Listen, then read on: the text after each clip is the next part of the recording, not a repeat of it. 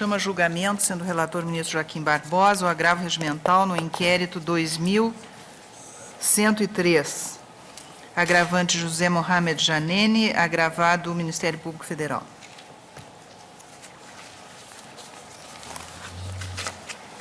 Senhor presidente, trata-se de agravo regimental em que se busca a reforma da decisão na qual eu declarei a incompetência deste tribunal para o prosseguimento das investigações do inquérito 2103, determinando a remessa dos autos ao Tribunal de Justiça do Paraná.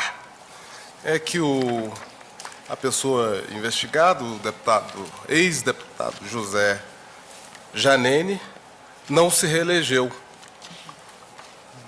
E, em consequência, eu determinei a baixa dos autos à primeira instância. Eu estou mantendo essa minha decisão. Nega provimento, portanto. Há divergência? O tribunal, por unanimidade, negou provimento ao agravo nos termos do voto do relator.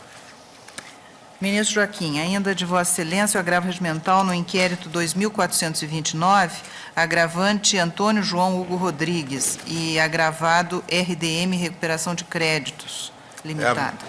A mesma situação. Ex-deputado que não logrou ser reeleito e, portanto, perdeu o foro por prerrogativa de função perante essa Corte. Estou negando provimento ao agravo regimental. Há divergência? O tribunal, à unanimidade, negou provimento ao agravo nos termos do voto do relator. Esse agravo do Amazonas, aquele caso de DPMI, já foi julgado uma lista. Isso não. Chega aí, vê a outra. Acho que temos 4, 5, 6, 7, 8. Vamos lá?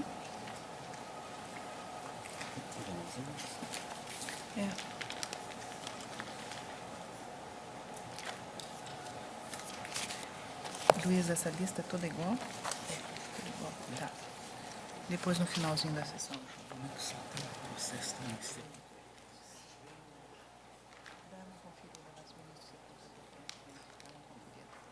Senhores ministros, peço licença para trazer a julgamento vários agravos regimentais, matéria que nós já enfrentamos em sessão anterior. São todos do Estado do Amazonas. Eu vou chamar o agravo regimental na suspensão de segurança 3.197, agravo regimental na suspensão de segurança 3.218. No primeiro, 3.197, agravante é Paulo McDowell Góes Filho. E no segundo, 3.218, agravante Maria Nilce de Menezes Coelho.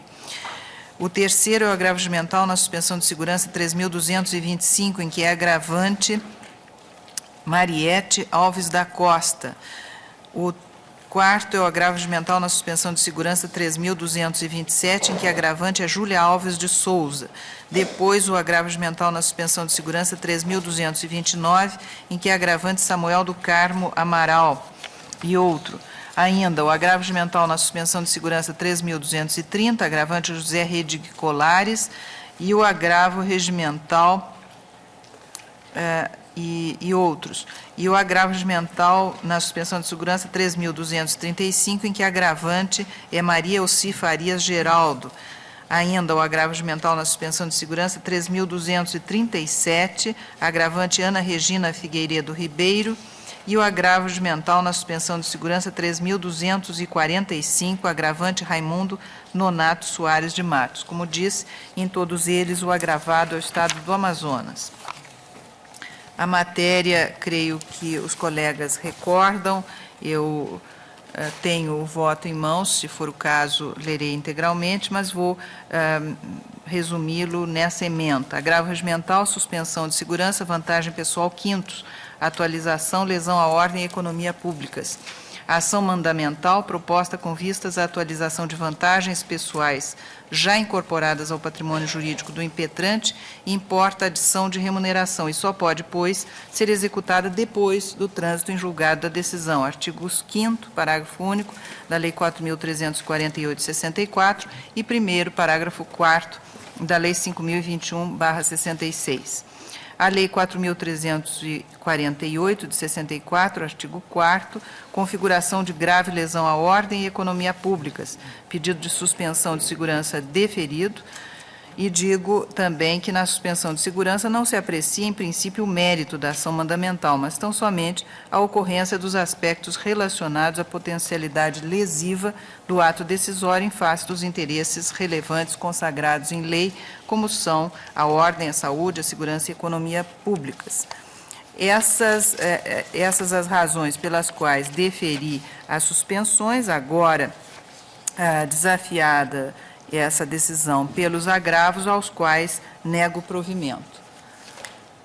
Há divergência? Pois não. A sessão em que julgados casos idênticos a isso. Sim. Vou me permitir pedir vista em mesa Pois por não. alguns minutos, só para o domínio da matéria? Pois não. Por favor, passe ao ministro Marco Aurélio, junto com os autos. Pois não. Chama a julgamento agravo regimental na medida cautelar, na ação cautelar 1255, de que é relator o ministro Celso de Mello, agravante o Estado de Roraima e agravada a União. Senhor presidente, eu neguei o pedido de medida cautelar por inexistir situação de irreversibilidade, mesmo porque havia sido suspensa a consulta pública questionada pelo Estado de Roraima. Daí este agravo regimental, opinou a douta Procuradoria-Geral da República pelo desprovimento desse agravo, em parecer assim ementado, aspas, medida cautelar, reserva extrativista federal, área pertencente do Estado de Roraima, pretensa violação ao Pacto Federativo, ausência dos requisitos do fumus boni iuris e período em mora pelo indeferimento. Eu, na verdade, senhora presidente, estou também, são longas razões, estou mantendo a decisão, negando o provimento do recurso de agravo e mais, estou extinguindo esse processo por uma razão. O processo cautelar está tramitando autonomamente aqui no Supremo, sem que a ação principal sequer, a que aludiu o Estado de Roraima, haja sido ajuizada em qualquer momento. Quer dizer, na verdade, o objetivo do provimento cautelar, pretendido que foi negado, exauriu-se, porque, na verdade, a consulta pública que se receava ocorrer foi suspensa pelo próprio IBAMA. Então, na verdade, não há razão de ser para este procedimento cautelar continuar tramitando, não é? Sim. Não, eu quiser, mas como há um recurso, eu nego o provimento ao recurso, não é? Sim, considero. Primeiramente porque realmente não prosperam as razões do Estado de Roraima quando pretende a concessão da medida cautelar. Na verdade, a situação de irreversibilidade sequer existe, em primeiro lugar. Em segundo lugar, porque, na verdade, o processo principal, a que se referiu tantas vezes o Estado de Roraima, em momento algum veio a ser ajuizado perante essa corte, poderá vir a ser, é claro. E daí, então, novas medidas poderão ser pleiteadas. 30 dias seguintes ao ajuizamento da cautelar, nada. Já está há algum tempo tramitando, e eu, aliás, enfatizo esse aspecto. Por isso que eu nego o provimento ao recurso de agravo. Há divergência? O tribunal, unanimidade, negou o provimento ao agravo, nos termos do voto do relator, que também extingue o feito. E declarou extinto Declarou extinto o processo cautelar. O que mais? Qual é?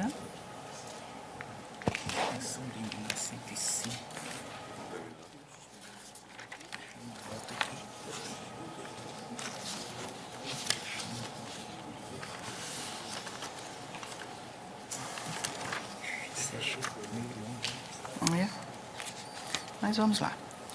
Senhores ministros, chama a julgamento agravo regimental na suspensão liminar número 105. Cuida-se de agravo regimental com pedido de reconsideração interposto pelo Banco Banestado e Banco Itaú S.A., com fundamento nos artigos 4º e parágrafo 3º da Lei 8.437/92 e 317 do Regimento Interno do Supremo Tribunal Federal, da decisão que deferiu o pedido de suspensão da execução de liminar concedida no agravo de instrumento, número tal, este deduzido nos autos da medida cautelar inominada, número tal, na qual os agravantes buscam a apresentação de documentos relativos à transferência do Banestado para o Banco do Brasil e Caixa Econômica Federal das contas de depósitos dos sistemas de arrecadação dos tributos estaduais, do CIAF estadual, do pagamento do funcionalismo estadual, etc., bem como a suspensão da citada transferência até a apresentação dos documentos.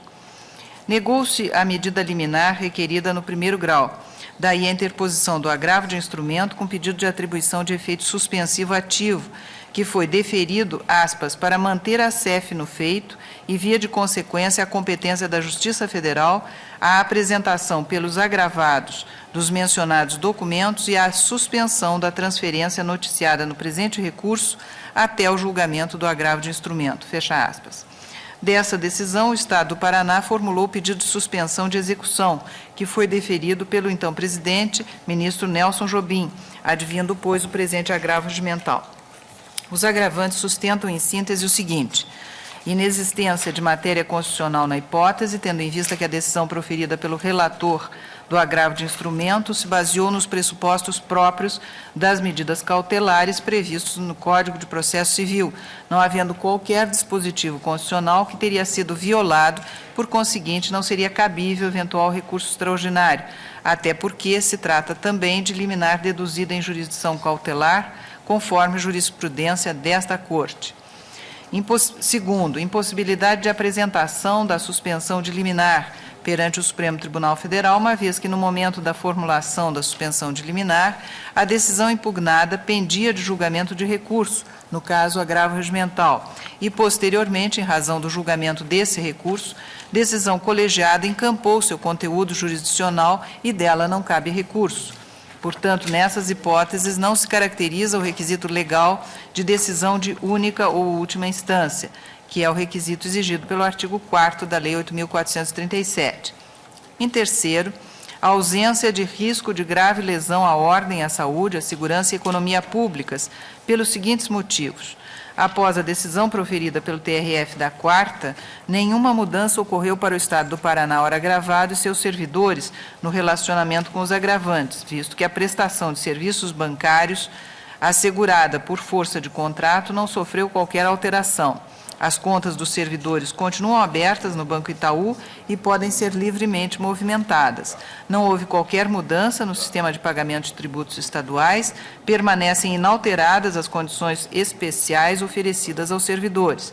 Além disso, merece destaque o fato de o Banco Itaú, controlador acionário do Banestado desde o ano de 2000, possuir a maior rede bancária no Paraná, com 130 pontos de atendimento, a mais do que o segundo colocado.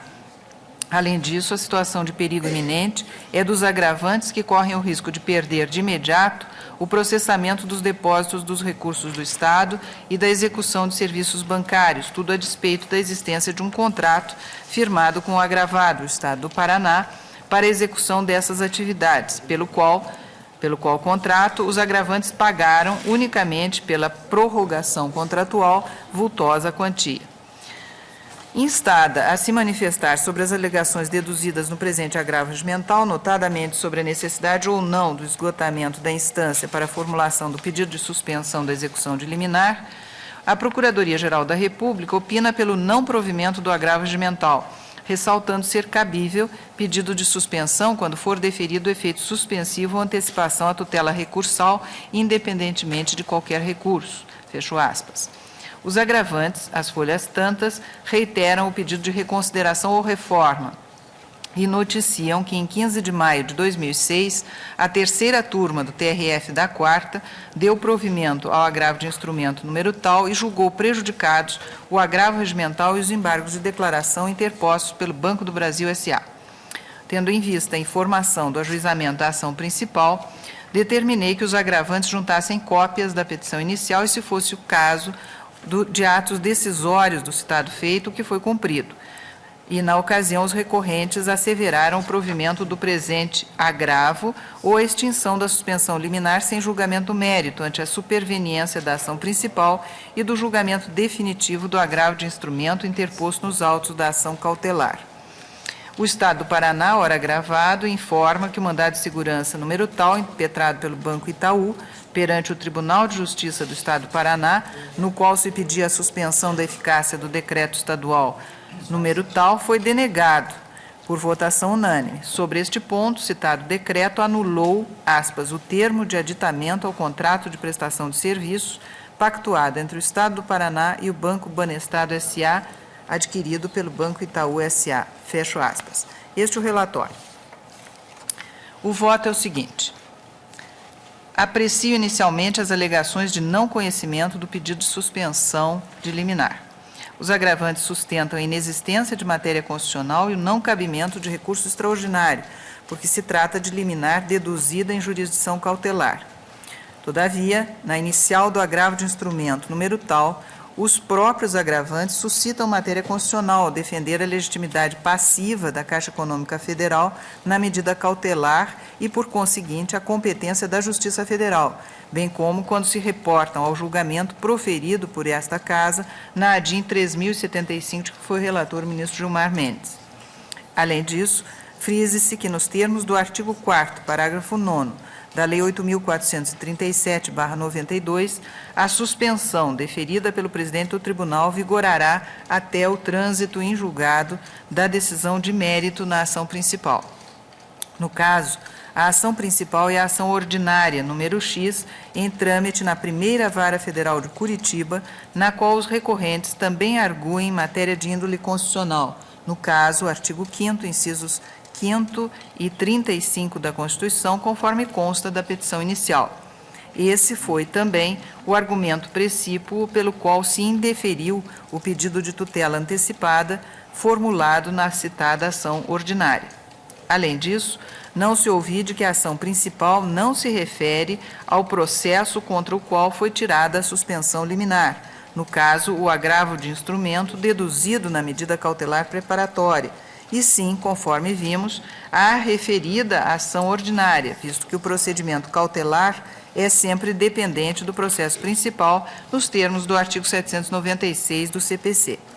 Aliás, na inicial do mencionado agravo de instrumento, os agravantes reconhecem esse fato ao dizer o seguinte, aspas, portanto, porque necessariamente integrará o polo passivo da ação principal que posteriormente será impetrada pelos ora agravantes, a Caixa Econômica Federal deve também participar da presente medida cautelar preparatória. Fecho aspas. Não há a falar, portanto, em ausência de matéria constitucional, nem tampouco no não cabimento de possível recurso extraordinário por que interposto em processo cautelar. Argue-se também o não conhecimento da suspensão, dado que no momento da formulação desse pedido, a decisão impugnada pendia de recurso, que era, naquele momento, o agravo regimental, e isso configuraria a supressão de instância. Ora, consoante asseverou o ministro Nelson Jobim, ao julgar a suspensão de segurança 2491, em face do precedente do plenário do Supremo Tribunal, redator para na petição 2455, redator para o acordo do ministro Gilmar Mendes, aspas, o presidente do Supremo Tribunal Federal pode suspender liminares deferidas por relatores no âmbito dos tribunais de justiça, independentemente de interposição de agravo regimental pelo poder público, fecho aspas. No mesmo sentido, foi a decisão proferida na STA 35, de que foi relator o ministro Nelson Jobim, e recentemente o plenário desta Corte manteve o entendimento na SL 112, por mim relatada, decisão unânime de 4/10/2006. Ainda que assim não fosse, e se diz apenas para argumentar, esta questão estaria prejudicada, uma vez que a terceira turma do Tribunal Regional Federal da 4ª, mantendo a decisão que deferira a atribuição de efeito suspensivo ativo, deu provimento ao agravo de instrumento e julgou prejudicados o agravo regimental e os embargos de declaração opostos pelo Banco do Brasil. Ainda sobre a matéria, destaco do parecer do Procurador-Geral da República o seguinte trecho, aspas, de igual sorte, não assiste razão aos agravantes quando alegam que da decisão que deferiu efeito suspensivo ao agravo, não caberia recurso ao Supremo Tribunal e, dessa forma, não seria admissível a presente suspensão. Impende ressaltar que, novamente, parte-se da falsa premissa de que os pedidos de suspensões circunscrevem-se à matéria objeto da decisão do agravo. Embora não caiba recurso extraordinário do agravo de instrumento, ante a delimitação do assunto por esse abrangido aos requisitos para o deferimento da liminar, tal recurso é compatível com a eventual decisão que, em apelação, indefira o pleito dos ora agravantes na ação principal. Nesse sentido, diz ainda o Ministério Público, o que a presente suspensão visa assegurar é o resultado desse recurso extraordinário e não do recurso especial que fosse interposto contra a decisão do agravo de instrumento. Quanto à suposta necessidade do esgotamento da instância, ou seja, a indispensabilidade da interposição de outros recursos, antes que seja viável a suspensão, é de se dizer que essa tese é avessa ao desiderato das suspensões. Se fosse albergada, implicaria em muitos casos na inutilidade do pleito e, por consectário, em prejuízo ao exame do apelo extremo a teor do já exposto. Fecho aspas, manifestação da Procuradoria-Geral. Rejeito, portanto, a preliminar de não conhecimento do pedido de suspensão e passo ao exame do mérito. Destaco o seguinte trecho da decisão agravada. Aspas. Examinam-se aspectos referentes à potencialidade lesiva do ato decisório em face da ordem, saúde, segurança e economia públicas. No caso, o Estado aduziu que a decisão no TRF vulneraria a ordem administrativa, econômica e jurídica, visto que aberta cerca de 100 mil contas no Banco do Brasil. Toda a estrutura burocrática do Estado está agora procedendo à chamada migração de contas, procedimento complexo que deve se estender por vários meses. A suspensão da transferência das contas pode trazer insegurança aos servidores. Diz o PGR, isso na decisão do ministro Nelson Jobim. Ele citava o Procurador-Geral da República, aspas, ao observar atentamente o relato empreendido pelo requerente, verifica-se que o ajuizamento da cautelar inominada, número tal, pelo Banco Itaú, não se reveste do desiderato diverso da protelação da materialização dos efeitos do Decreto Estadual número 5.434, cuja validade já foi examinada, posto que liminarmente, em 2 oportunidades pelo Judiciário, reclamação número 3.866 para o Supremo Tribunal Federal e mandado de segurança 319.022 pelo Tribunal de Justiça do Paraná.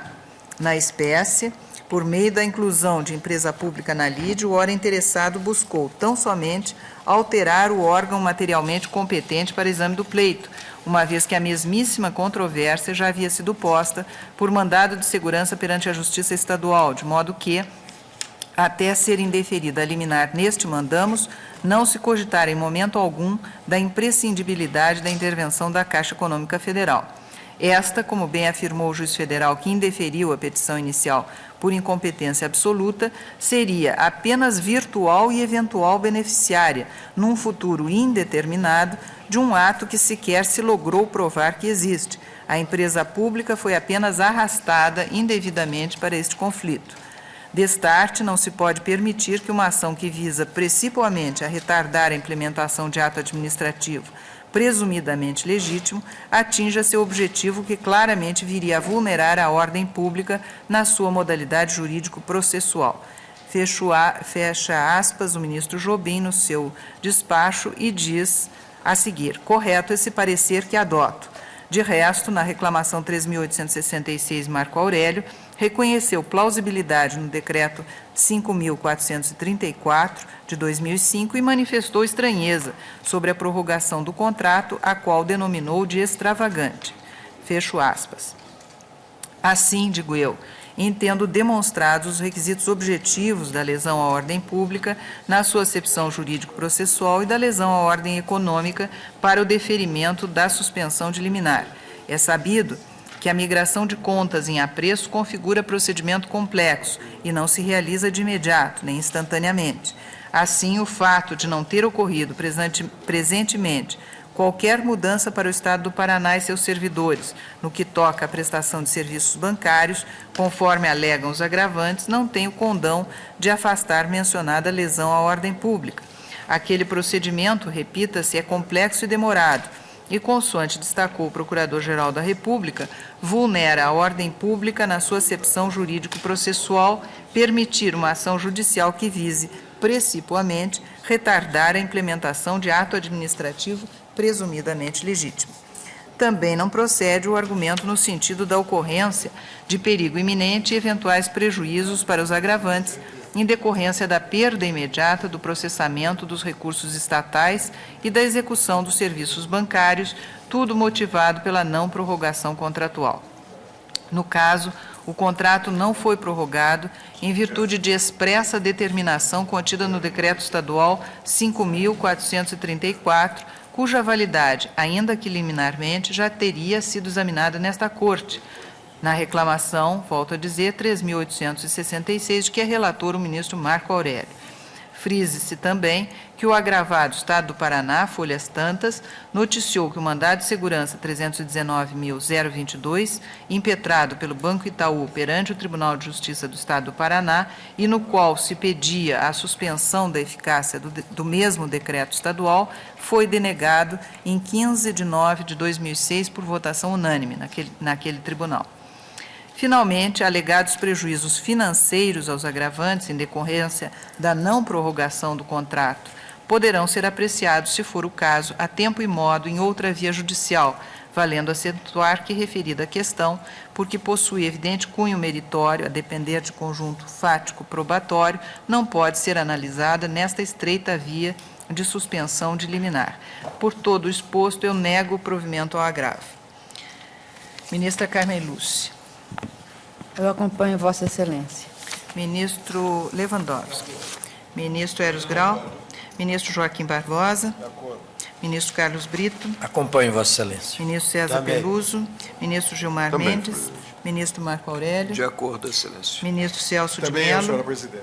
Ministro acordo. Sepúlveda pertence. O tribunal, à unanimidade, negou o provimento ao agravo nos termos do voto da relatora. Enquanto em condições de votar nos processos anteriores Pois que eu não. pedi vista em mesa. Pois não, ministro Marco Aurélio. Portanto, retomamos o julgamento da lista de agravos regimentais de suspensão de segurança, iniciada com 3.197 e encerrada com 3.245, de que tinha vista em mesa o ministro Marco Aurélio. Pois não, ministro. Mandados de segurança, a concessão de liminares na origem, versando vencimentos. O Supremo tem placitado a vedação legal de chegar-se à medida cauteladora em mandado de segurança, considerados vencimentos, pagamentos de remuneração. Por isso, eu acompanho Vossa Excelência negando provimento aos agravos. Proclamo o resultado para todos os processos chamados na sequência do agravo regimental na suspensão de segurança 3.197. O tribunal, à unanimidade, nos termos do voto da relatora, negou o provimento aos agravos.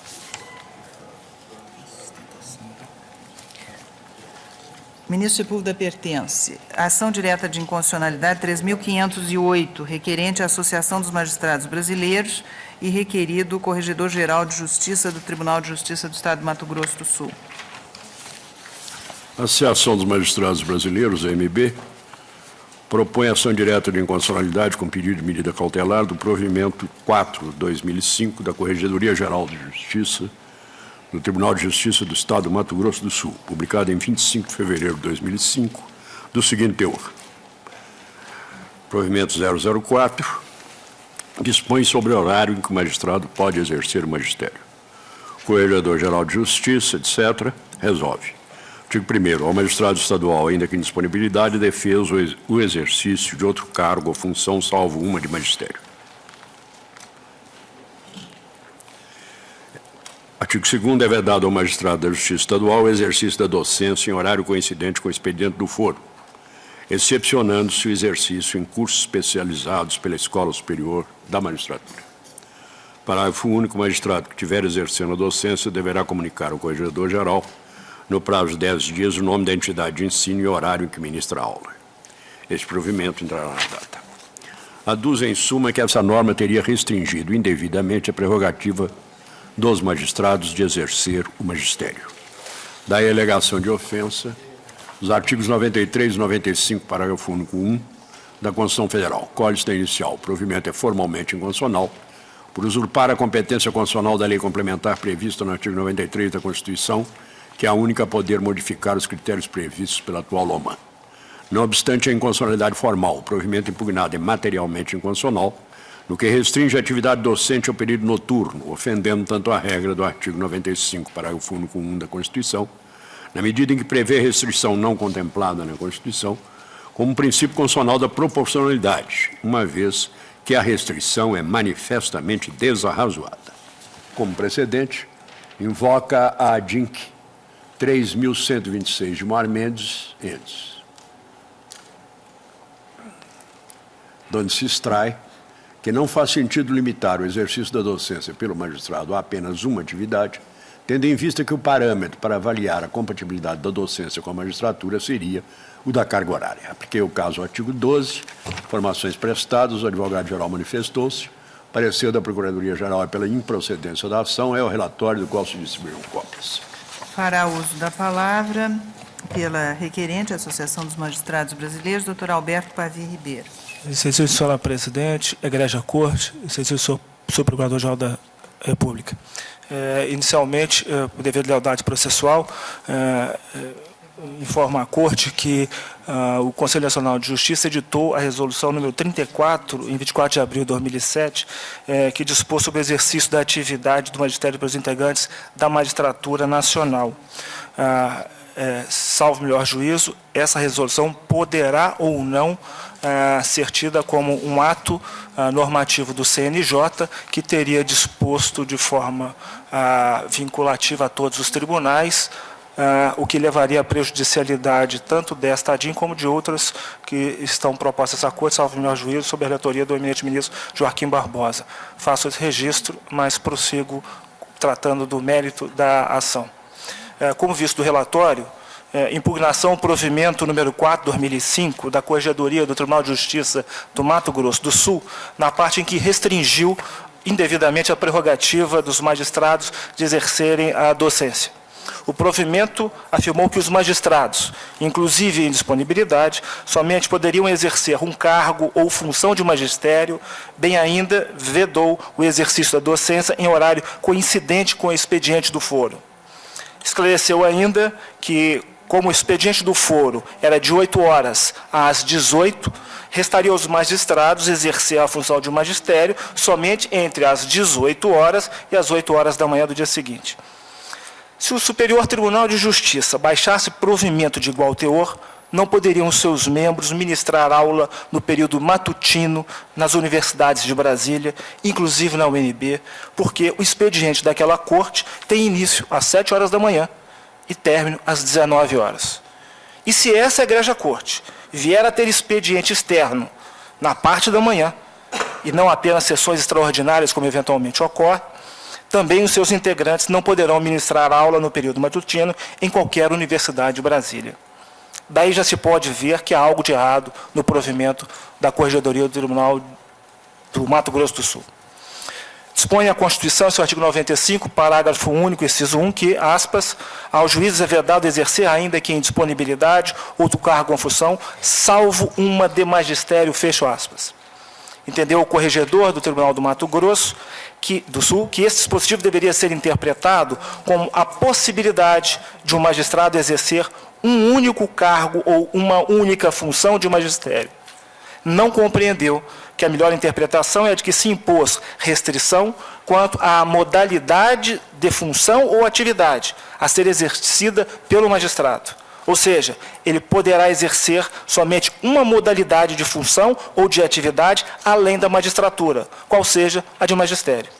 Seria demasiado e equivocado supor que o legislador constitucional tivesse pretendido, desde logo, disciplinar o princípio ou a regra que estabeleceu, para limitar essa faculdade ao exercício de apenas uma única função ou atividade de magistério. A disciplina haveria de ficar, como ficou, delegada para o legislador complementar, que a exerceu no artigo 26, parágrafo 1º da LUMAN, o que implica, então, a inconstitucionalidade formal do ato ora impugnado. A matéria não é inédita nessa Corte, já tendo sido apreciada no julgamento da medida cautelar na ADIM 3126, que impugnou a resolução do Conselho da Justiça Federal, no ponto que limitava o exercício da docência a apenas uma atividade. Entendeu esse egrégio tribunal que o objetivo da restrição constitucional é o de impedir o exercício da atividade de magistério que se revele incompatível com os afazeres da magistratura. Daí a necessidade de se avaliar, no caso concreto, se a atividade de magistério inviabiliza o ofício judicante. Por essa razão, o inciso 1 do parágrafo 1 do artigo 95 da Constituição, ao se referir a uma função de magistério, não deveria ser interpretado literalmente, mas sim em face do seu objetivo. Realmente, Egrégia Corte, não faria sentido limitar o exercício da docência pelo magistrado a apenas uma atividade, tendo em vista que o parâmetro para avaliar a compatibilidade da docência com a magistratura seria o da carga horária. Tal aspecto já havia sido destacado na decisão liminar do ministro Nelson Jobim, na ADIM 3126, que foi referendada pelo plenário, tendo o eminente ministro Gilmar Mendes assinalado seu acerto nos seguintes termos, aspas, nos limites de cognição da cautelar, estou convencido do acerto dos argumentos e da conclusão a que chegou o ministro Nelson Jobim. A interpretação adotada por Jobim ao artigo 1º é particularmente acertada. O objetivo da restrição constitucional é o de impedir o exercício da atividade do magistério que se revele incompatível com os afazeres da magistratura. O que importa, de fato, é o tempo utilizado pelo magistrado para o exercício do magistério em face do tempo reservado à atividade judicante. Fecho aspas. Pois bem, no caso sob exame, o provimento ora impugnado também restringiu o exercício da docência a apenas um cargo. Trata-se, pois, de situação idêntica à julgada na ADIM 3126, que acabei de referir, da onde se conclui pela violação ao artigo 95, parágrafo único, inciso 1 da Constituição. Acresce a Egrégia Corte que, no caso, ao restringir o exercício da docência ao período noturno, o ato impugnado acabou também por ofender o princípio da proporcionalidade. É que, ainda que se pudesse cogitar que o provimento buscou assegurar a efetividade da prestação jurisdicional, as suas determinações não se mostram adequadas, necessárias e nem razoáveis. Na verdade, impõe aos magistrados uma restrição em seus direitos e em suas prerrogativas funcionais, sem nenhuma justificação idônea. Com efeito, os magistrados, em razão da própria natureza da atividade jurisdicional, estão comprometidos prioritariamente com resultados do seu ofício e não somente com o cumprimento formal de um horário de trabalho. Não é essa a razão que grande parte dos juízes, além do tempo que ficam regularmente nos fóruns em tribunais, ainda trabalham em suas residências, fora de seu horário formal e mesmo os finais de semana e feriados. Tudo isso acontece porque a preocupação fundamental com a atividade jurisdicional é quanto ao seu resultado, em relação ao qual o cumprimento formal de um horário de trabalho é meramente acessório. Tanto é assim que o critério utilizado pelas estatísticas dos tribunais, decorrente de regra da LOMAN, não é a maior ou menor permanência do magistrado no fórum ou no tribunal, e sim a efetividade da sua prestação jurisdicional, mensurada pelo número de decisões, audiências e sentenças. Daí porque não se mostra adequado ou razoável restringir o exercício da docência apenas ao período noturno, tendo em vista que o magistrado que eventualmente lecionar pelas manhãs ou mesmo à tarde, certamente poderá compensar as suas atividades jurisdicionais de diversas outras maneiras, sem nenhum comprometimento quanto à efetividade da prestação jurisdicional. O que é razoável e proporcional é o que já está previsto na LOMAN, vale dizer a exigência de compatibilidade de horários do magistrado em relação às suas atividades, o que somente poderá ser avaliado caso a caso. Com essas breves considerações, requer a AMB a procedência do pedido. Agradeço a Vossa Excelência. A palavra com o relator. Ao julgar a ADIM 3.126, Gilmar, entendeu o tribunal que a expressão uma, contida no parágrafo único do inciso 1 do artigo 95 CF, é norma permissiva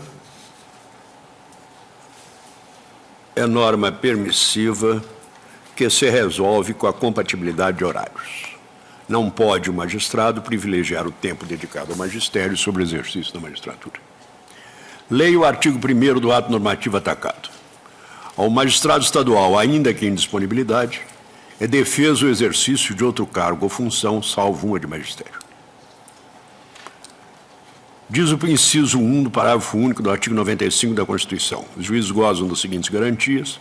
Aos juízes, parágrafo único, aos juízes é vedado exercer, ainda que em disponibilidade, outro cargo ou função, salvo uma de magistério. A norma atacada apenas reproduz o dispositivo constitucional. O caso é diferente do versado na ADINC 3.126, na qual se tratava de inconstitucionalidade da expressão única, que limitava o magistério a uma só função docente. Eis a emenda. Ação direta de inconstitucionalidade ajuizada contra a Resolução 336 do Presidente do Conselho de Justiça Federal, que dispõe sobre o acúmulo do exercício da magistratura com o exercício do magistério, no âmbito da Justiça Federal de primeiro e segundo graus. A alegação no sentido de que a matéria em análise já encontra tratamento na Constituição Federal, 95, parágrafo único 1, e caso comportasse regulamentação, essa deveria vir sob a forma de lei complementar no próprio Estatuto da Magistratura. Suposta incompetência do Conselho para editar o referido ato, porquanto fora fora de suas atribuições definidas no artigo 105, parágrafo único da Carta Magna. Considerou-se, no caso, que o objetivo da restrição constitucional é o de impedir o exercício da atividade de magistério, que se revela incompatível com os afazeres da magistratura. Necessidade de se avaliar, no caso concreto, se a atividade do magistério inviabiliza o ofício judicante. Referendada a liminar, nos termos em que foi concedida pelo ministro em exercício na presidência do Supremo Tribunal, tão somente para suspender a vigência da expressão único ou única, constante da redação do artigo 1º da resolução do Conselho da Justiça Federal. Acentuou, na ocasião, o eminente ministro Gilmar Mendes. O magistrado poderia assumir, por exemplo, com uma única instituição, uma carga horária de 40 horas aula, enquanto o outro poderia, perante 2 ou 3 instituições diferentes, assumir atividade docente que, em sua totalidade, não exceda 20 horas semanais. Em tese, segundo o magistrado, teria mais tempo livre para a atividade de juiz. Depende do congestionamento do trânsito.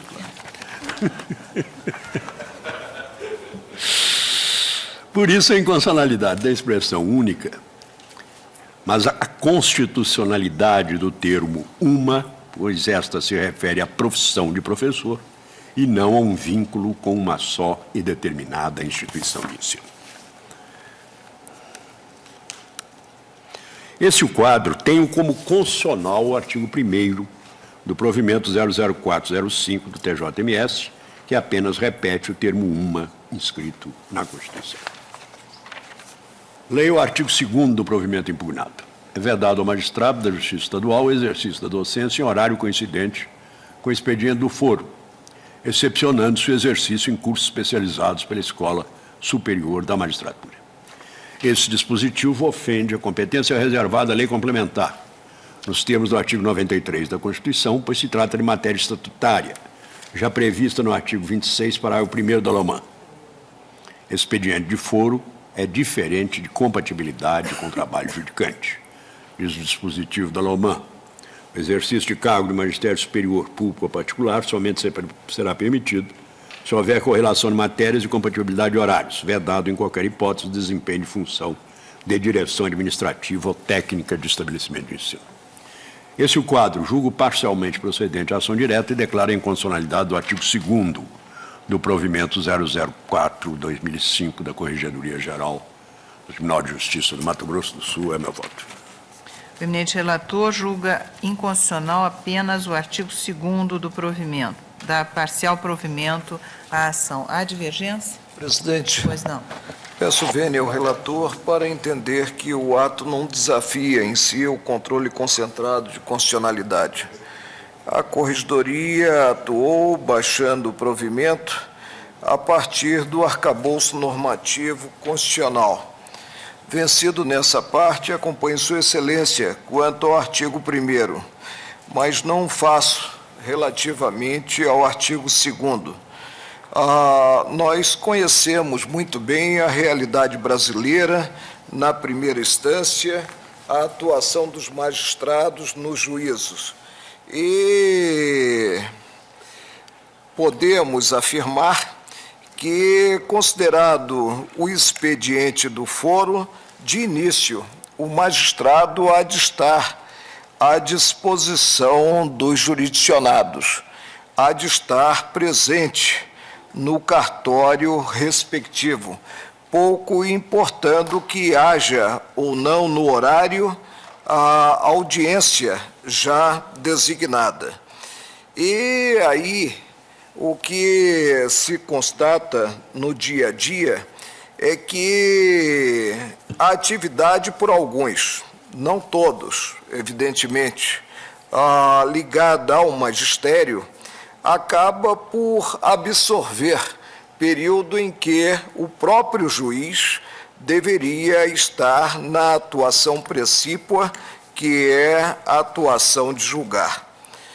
Suplantada a preliminar, entendo que o artigo 2º reflete o objetivo maior da Carta, no que revela que é possível ter-se, e eu fiquei vencido quando da apreciação do processo anterior, é possível, e quando o tribunal admitiu mais um cargo de magistério, né, é possível ter-se, como está realmente previsto na Constituição Federal, né, a ocupação de um cargo de magistério, mas desde que não prejudique, repito, a atividade primeira, que é a atividade judicante.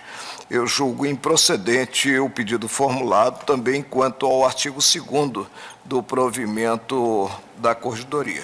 Senhor presidente, vocês me permitem? Eu sugeriria à Corte, se não seria o caso, de dar uma interpretação conforme o artigo 2º, simplesmente entendendo-se que horário coincidente com o seu expediente do foro. Ou seja, com o horário de exercício do magistrado. Não pode haver essa coincidência, porque nesse caso haverá incompatibilidade de horário, o que está de acordo com a Constituição e com a lei orgânica. Então, a mim me parece que para salvar esse artigo bastaria entender-se com o seu expediente do foro, não necessariamente com o expediente do foro de caráter geral, mas o expediente do foro a que está obrigado o magistrado. A minha preocupação está no fato de que o próprio magistrado fixa a jornada que deve cumprir. Ele é o senhor do próprio balizamento temporal, né? E aí nós teríamos o preceito, a eficácia do preceito ao sabor do que o magistrado viesse fixar caso a caso. Eu queria ouvir o relator inicialmente quanto à preliminar de conhecimento. O fundamento que acolhi é de inconstitucionalidade formal, entendendo que a matéria Quanto ao segundo? diz respeito ao Estatuto da Magistratura. Isso, porque E reserva não entrei em reserva de lei consideração. complementar. E o Estatuto da Magistratura fala em compatibilidade de horários. Perfeito. Então, caberá até a interpretação proposta pelo eminente ministro César Peluso. Isto é, a interpretação que eu proponho coincide com o que está na lei orgânica da Há um magistratura. juiz de segundo grau, que tenha 2 reuniões por semana, nesse horário, evidentemente, Não pode, nesse horário dar. ele não pode, mas nos outros horários pode. Nos outros, ele Pois trabalha não, em casa. ministro Joaquim. Agora, eu gostaria, Acompanhar senhora o voto do presidente, ministro Só um minutinho, vamos ouvir o... Perdão. eu gostaria apenas, como da tribuna se acentuou, efetivamente se baixou a resolução 34 do CNJ, regulando a matéria. Agora, eu acho que não cabe na ação direta examinarmos se esta resolução prejudica ou não o ato normativo estadual. Teríamos que começar por indagar da competência do Conselho para dispor a respeito de uma matéria que eu estou entendendo, pelo menos o meu voto entende, que é da alçada da lei orgânica do Estatuto da Magistratura. Agora, senhora presidente, quanto à quantidade ou não de cargos ou de funções que o magistrado pode exercer a título de atividade magisterial, eu tenho um voto conhecido. Eu acho que o termo de magistério, para mim, não foi disso a Constituição, salvo uma de magistério. Eu acho que aqui... Isso não é objeto desta ação. Eu fiz referência para o precedente da medida cautelar numa adinte que foi relator o ministro Gilmar Mendes. Aqui não, aqui se repete o que a Constituição diz. Salvo uma de magistério. Não altera nada, exatamente. Então nós não estamos interpretando o conteúdo. Eu disse claramente, não tem nada a ver Perfeito. com e rejeitei a arguição de inconstitucionalidade exatamente porque é cópia da Constituição. Pronto, então nessa medida eu acompanho Vossa Excelência.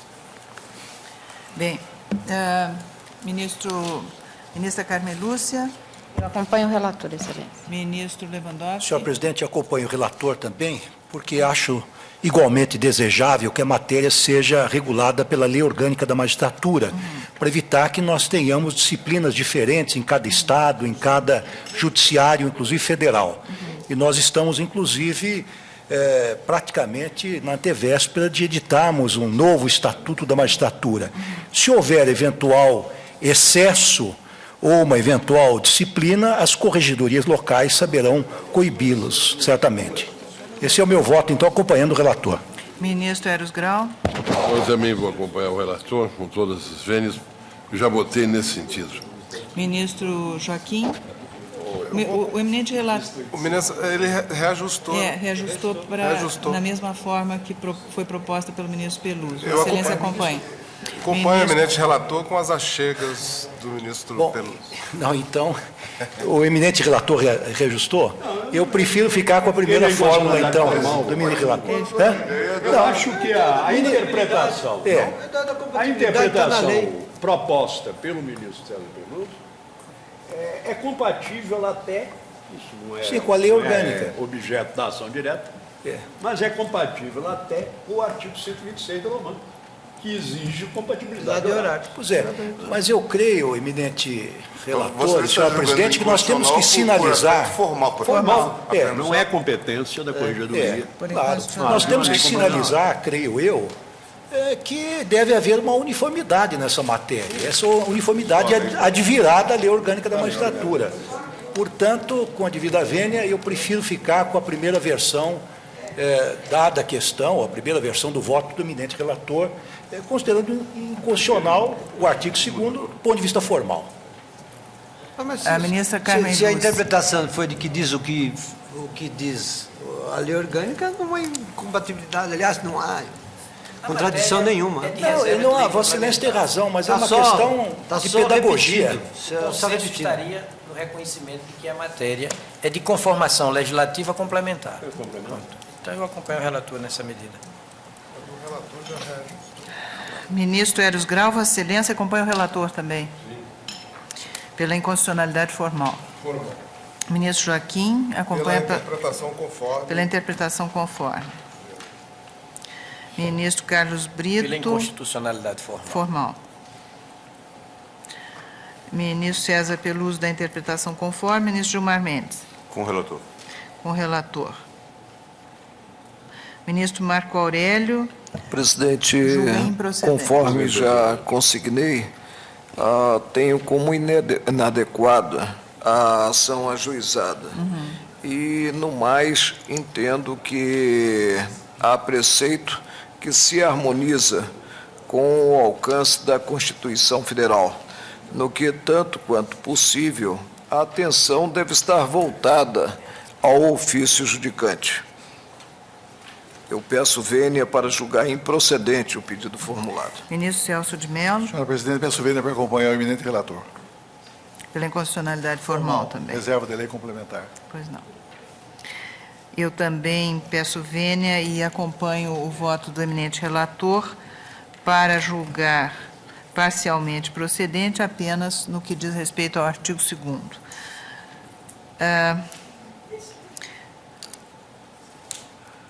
O tribunal, por maioria, conheceu da ação, vencido quanto a esse aspecto o ministro Marco Aurélio.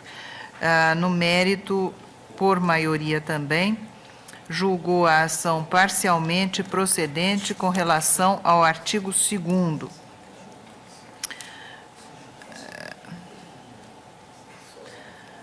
Pela inconstitucionalidade, propondo a inconstitucionalidade. Como é que fica agora? A interpretação conforme seria também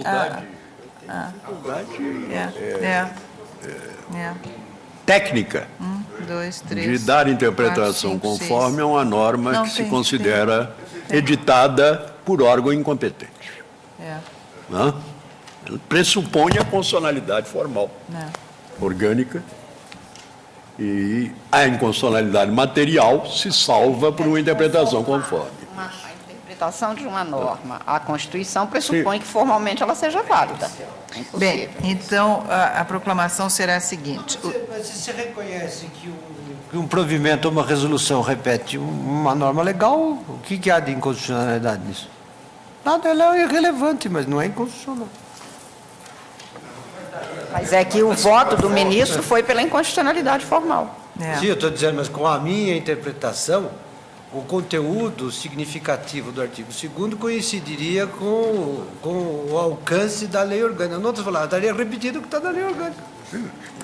Para uma interpretação, a lei orgânica nesse momento.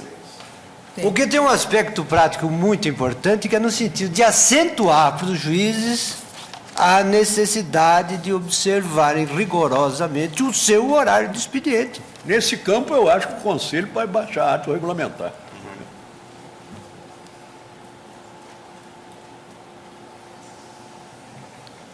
O que eu acho mais importante é fixar a tese de que essa matéria está reservada pela Constituição a uma conformação legislativa complementar. E, concretamente, portanto, existe uma disposição. Agora, eu acentuei, como puro óbvio ter dito, que ela não é incompatível com a interpretação razoabilíssima proposta pelo ministro Peluso. Perfeito. Faz depender a compatibilidade do horário do expediente concreto no fórum ou no tribunal do juiz. Do juiz, perfeito. Vossa Excelência me permite uma pequena observação? Eu acho que se nós seguirmos, com todo o respeito, a proposta do ministro Peluso, nós vamos estar mudando a jurisprudência. Nós vamos estar admitindo que essa matéria seja regulada pelo corregedor. Não, mas a corregedoria tem que verificar se há compatibilidade de horário. Se não há compatibilidade de horário, tem que abrir um procedimento administrativo contra o juiz. O juiz não pode faltar. Por exemplo, um desembargador não pode faltar à sua sessão da Câmara no dia do horário da sessão para ir dar aula. Não, mas não se é ele não isso. fizer, Não é se isso, ele não ministro. fizer, tem que Ministro, se não é instaurar isso, um procedimento ministro. Não é isso, administrativo. ministro. É que se nós... Então, vamos dizer que a corregedoria não pode chegar e dizer assim, não está havendo observância do seu expediente de foro?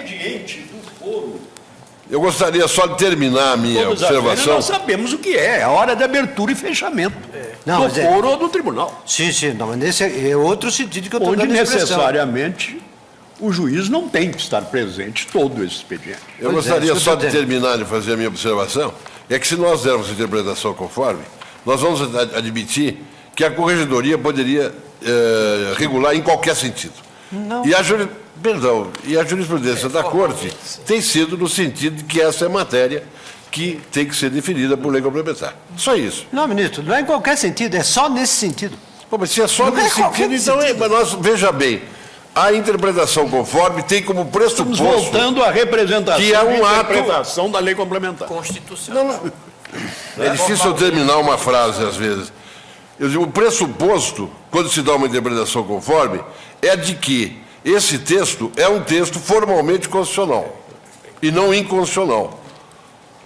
Tá certo. É só isso que eu queria alertar. Quer dizer, nós vamos mudar a jurisprudência se nós admitirmos a interpretação conforme de um texto normativo que não é constitucional, porque é inconstitucional formalmente. Não, ministro, que Não você digo mais nada. está partindo da ideia que é inconstitucional. Eu estou dizendo que isto é a própria questão que está posta. Não, não é premissa. É a Mas própria é que questão o posta. Supremo Para sempre quem aceite definiu... o fundamento do meu voto, Sim. é que não pode dar interpretação conforme. Exato. Mas quem aceita o meu fundamento pode dar sem nenhuma quebra de lógica. Pois não. Não, tudo bem, eu só queria alertar para esse ponto que me preocupou. Agora, se não há problema... Não, o que me preocupa mais, e nem tenho veleidade de insistir num ponto de vista que a mim me parece nada, ao contrário, nada irrazoável, até muito ponderável do eminente relator. O que me preocupa é, sobretudo, que não se negue de uma forma indireta às corregedorias, enfim, aos órgãos diretivos dos tribunais, o poder de verificar a compatibilização do horário de docência com os horários a que deve estar presente o magistrado. Que é isso que me parece relevante. O corregedor pode sim, a partir da normatividade da lei orgânica da magistratura. Ele não precisa editar norma sobre isso. O Mas poder ele pode disciplinar. esclarecer, ministro, não é problema de editar nome. É um problema de magistratura é um problema de deixar bem claro. Porque, como estamos vendo hoje, o magistrado é capaz de dar qualquer interpretação. Inclusive é conforme. Inclusive é conforme. Mas, às vezes, também é desconforme. Não é o caso. Uma coisa é deter a competência administrativa, outra é cumular essa competência com a legislativa. E o voto de Senhores pertence ministros. impede essa confusão. Temos 7 Mas votos. eu fico de certa forma, confortado com a observação, embora a título de obter dicto, do eminente relator, quanto ao poder dos órgãos diretivos da corregedoria de regulamentar isso. Regulamentar. Já está na própria lei orgânica, né? Senhores ministros, eu computo 7 votos acompanhando o relator pela inconstitucionalidade formal. Vou revisar. Ministra Carmen Lúcia, Ricardo Lewandowski, Eros Grau, Carlos Brito, Gilmar Mendes, Celso de Mello e o meu próprio. Portanto, proclamo o resultado. O tribunal, por maioria,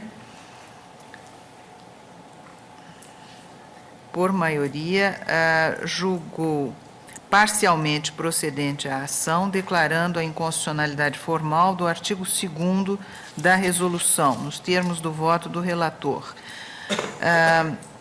Fica vencido o ministro Marco Aurélio, que julgava a ação improcedente, e parcialmente vencidos os ministros César Peluso, Joaquim Barbosa, César Peluso e Joaquim Barbosa, que superavam a inconstitucionalidade formal para dar interpretação conforme ao artigo 2º. Senhores ministros. Pois não, ministro Marco Aurélio. Também quanto a preliminar... Eu já havia proclamado isso anteriormente. Perdão. Eu agora, antes da segunda etapa de discussões, eu já havia proclamado. Senhores ministros, senhora ministra, está encerrada a sessão.